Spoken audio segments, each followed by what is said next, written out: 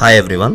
Constitution of India series Fundamental Rights Article 16 లో ఈ రోజు మనం reservations for promotions in public employment గురించి తెలుసుకోబోతున్నాం.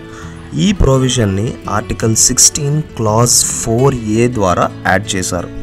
ఈ ప్రొవిజన్ ఏం చెప్తుంది అని అంటే the parliament can provide for reservations in promotion to any class of posts for scheduled castes and scheduled tribes who are not adequately represented in the services under the state.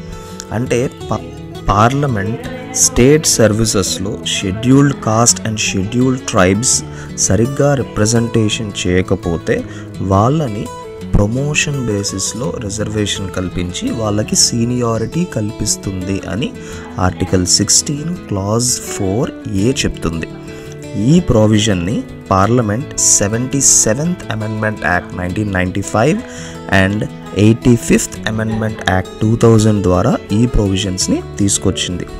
ఇది రావడానికి reason ఏంటి అని అంటే supreme court Indira Sawhney case 1992లో OBC 27% కోటాని accept చేస్తూ 50% ceiling పెట్టింది total reservations మీద.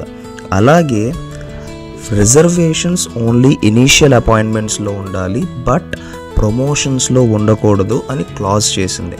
అందుకని సుప్రీంకోర్టు వర్డిక్ట్ని నల్లిఫై చేయడానికే పార్లమెంట్ 77th అమెండ్మెంట్ని తీసుకొచ్చింది. ఇక్కడ కాన్సిక్వెన్షియల్ సీనియారిటీ అనంటే ముగ్గురు పీపుల్ ఒకరు జనరల్ ఓబీసీ అండ్ SC/STకి ఉన్న వాళ్ళు అపాయింట్ అయితే వాళ్ళలో ఎస్సీస్ ఇమీడియట్గా ప్రమోట్ అవుతారు. వాళ్ళకు వచ్చిన ప్రమోషన్ ద్వారా వాళ్ళకన్నా సీనియర్స్ ఉన్నా కూడా ప్రమోషన్ బేసిస్ వల్ల వాళ్ళకి హయ్యర్ ప్రమోషన్స్ వస్తాయి.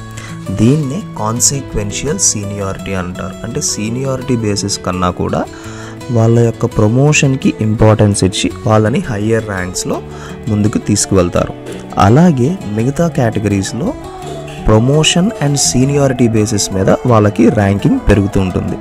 ఇదే కాన్సిక్వెన్షియల్ సీనియారిటీ ప్రిన్సిపల్.